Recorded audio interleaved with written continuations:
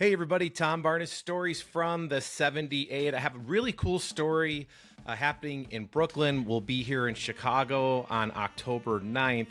I'm talking to members of the band, the Brass Queens. Doing I'm great, here with thank Allie you. and Stephanie. Ladies, how are you? Doing well. Happy to be here. Yeah, thank you for joining me. I appreciate it. I imagine there's 8 of you That's that right. tour in this brass band, correct? Yeah. And you were doing shows, I should say, and at some point you thought perhaps maybe you wanted to put something together that is your own, which is the Hot Yes. Tub Sessions Volume 1. Is that right? We met in the music scene. Everyone is from, for the most part, everyone is from around the country. We have Seattle, where Stephanie's from. Our band leader is from Texas. I'm from Colorado.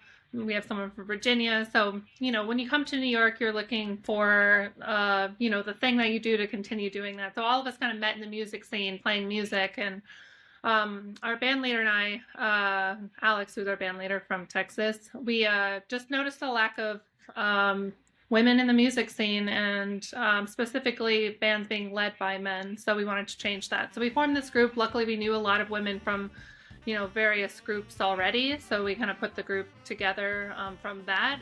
We come from the New Orleans second line tradition. So sometimes we have 2 drummers that will march around. We can be mobile and do the second line thing. So we might have more for that reason, or we have a fabulous auxiliary percussionist who adds so much to the album. Unfortunately, she can't make this trip, but so we're always 7 horns though.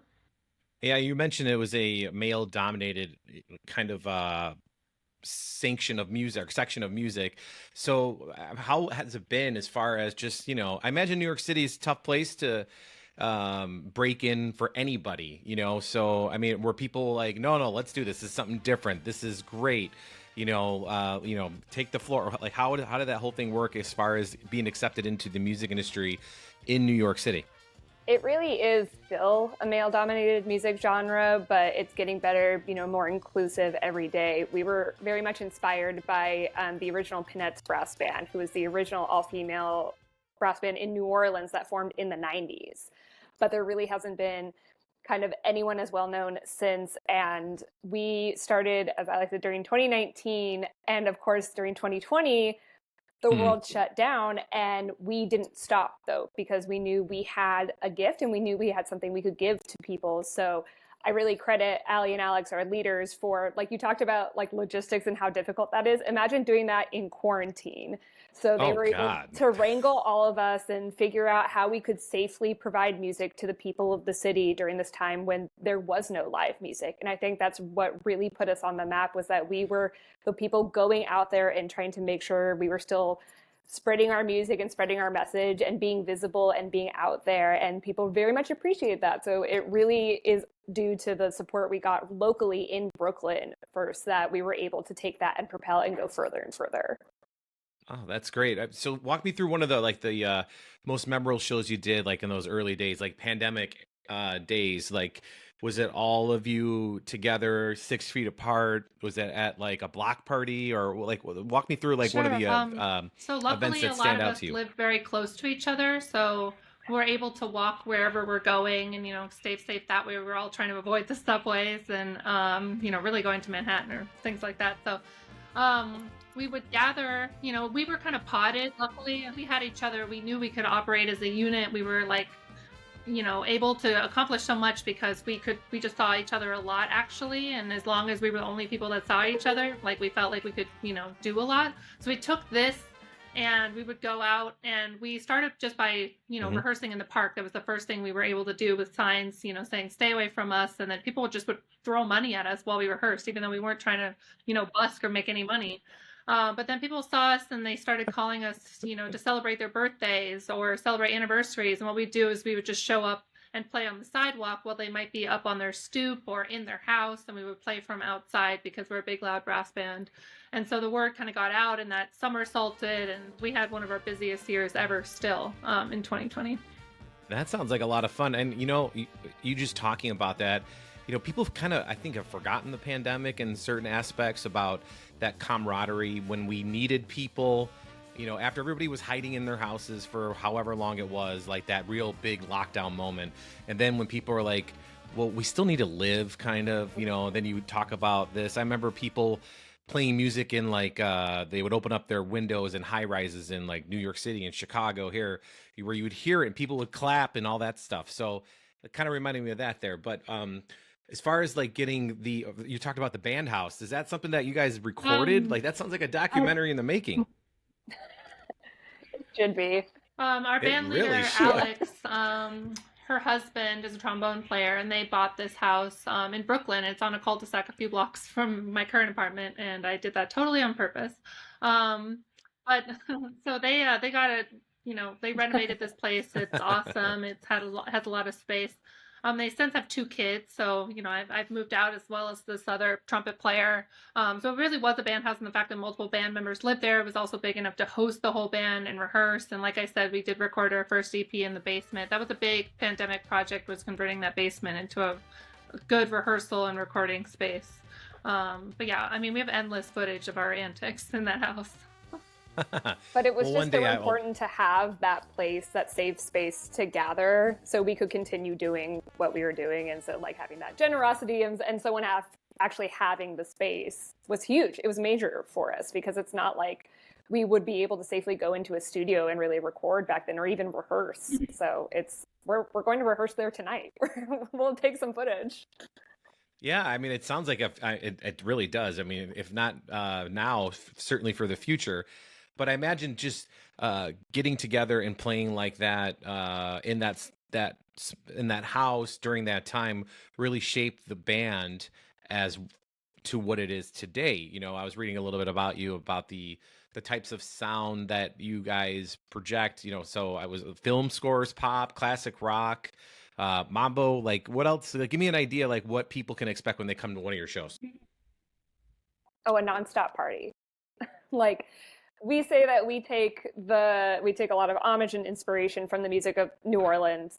We bring it to New York, so it's New Orleans meets New York. It's the Big Easy meets the Big Apple, and the result is just a party. It is a space where everyone is allowed to experience the music the way they want to and express music the way they want to. And the exciting part about this album being all originals is that it really shows the heart and soul of the band. Like, we love a pop cover.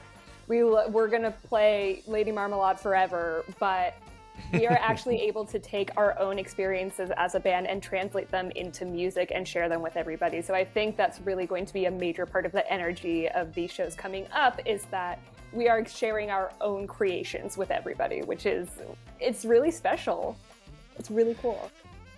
Yeah, I mean, was it hard to like write for that big of a band, specifically original material, or was there like a driving force that was the writer, and then everybody kind of just offered a couple things and fell in line, and then all of a sudden you have this album? Specifically, this album really had a catalyst, which was we won the first ever Writer's Choice Award, which as part of the Music Under New York program, it's the official subway buskers program. Anyone could busk in the subway, but MTA has an arts and design program that puts on an audition process that allows people the opportunity to like schedule specific locations where they can safely perform. And so we were a part of this process, and we actually ended up being in this competition, and we won. Yay! Mm-hmm. But the biggest thing was we got this recording session at Atlantic Records. Thank you. And that Congratulations. Yeah, it was such a huge deal. And so we had that's a big deal record company. Yeah. It's I think Ray Charles is on that record we company. Still can't believe it. But so we had this in the back of our mind, and we won this, and so we knew we wanted to do all original music for this album. And so that was like percolating in the back of our minds only a year ago. And then there was this one night when we were in a hotel hot tub, and we were just talking about how awesome it is being this band and all the memories we've shared, over the last 5 years, and just kind of like really nuanced experiences that are specific to us, and without kind of really saying anything to each other, like, okay, you do this song, or anything like that. We all just kind of went back home after this one tour last year, and slowly we all kind of came together, not slowly, because this whole process took less than a year, but over the next few days, people came very fast. Yeah, people came which is incredibly together fast at for our rehearsals and said, yes. Hey, I have songs, or I have this song or that song. We really worked together to flesh them all out. But they all kind of relate to our group experience, but everyone took their kind of individual approach to each of the songs that make up this specific album.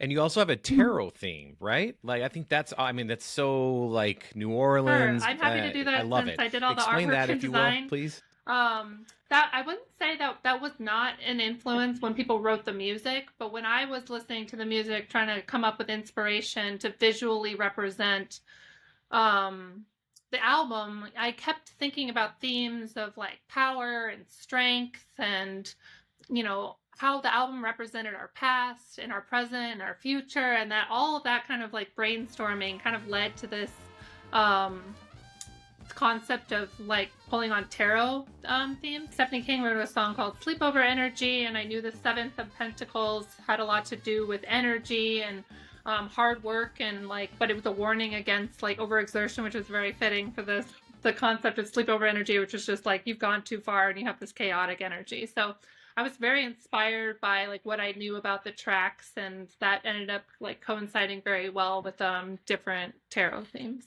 And when And you Ali also came did, to us oh, and said, like, I have this idea for the visuals for the album, it's tarot. Again, like none of us had that in our heads when we were, writing songs, when we were rehearsing or anything. But as soon as she said it, it clicked, because it's all about individuals that make up a whole, like whether it's like all the cards in the deck or like the cards that you pull for a reading. So they all have individual significance, but they only make true sense and they only fit together when they are in a larger group. So it's just like galaxy brain, mind blowing. It's perfect. I love it so much.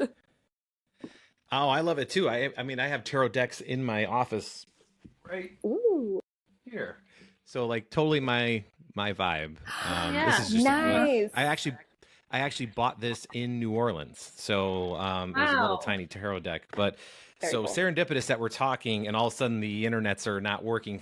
It's just letting me know that we're not alone, which is always Yes. what I like to know, because you know what I mean? You have people that you love and they pass on. You always hope that they're at a spot where they're being taken care of. And I think they are. This is confirmation yet again. So, ladies, you'll be here in October in Chicago. What are you excited about most, being like on the road, traveling from city to city? I mean, I love touring with the band. It's a joy. A lot of the camaraderie we get that inspires our music and our performance comes from touring, because it's such a like just intense process, because you have to think about where you're going all the time, what your audience is going to be, if the set list is changing. Like there's so much thought into it, but because there's so much thought put into it, it becomes a greater performance every single time. So I love getting to meet all the new people. Like this is going to be a Midwest tour. We've never toured in these states before. So we're going to reach a whole new set of people. And we get to like find people that have seen us in other places. Like when we perform in New Orleans, some people will say like, "Oh, I'm from California. I'm from Florida. I'm Mm-hmm. from Chicago. When are you guys coming here?" And now we're finally making good on that. We can say, "Yeah, we're out and about. Come see us." So I think I'm just excited to let everyone else in the Midwest into the queendom, to let a whole new host of people into the queendom. I like that, the queendom. And you guys are playing an awesome show here in Chicago at the Hideout. It is like a legendary place to play. Have either one of you been there before? Have not, no. No. But I've known some of our friends who've played there. We actually have done some recordings with them and played their shows, but Bandits on the Run was through there in the last year, and so that was the first time I heard about it, and it looked like a special place. Well, ladies, thank you so much for taking time. I know I'm keeping you away from your work today, so I apologize. But where can people find information about you, purchase tickets, and all that whole thing for the October 9th show and beyond? Sure, you can go to brassqueens.com or thehideout.com. We're going to be there on Wednesday, October 9th. Tickets are $15. Doors are at 8 p.m. And we are sharing the bill with a local band called Black Bear Combo. So a lot of brass music that night. It's going to be a big party, so don't miss it. Thank you so much. I appreciate you taking time, and we'll see you October 9th. See you Thank there. you so much.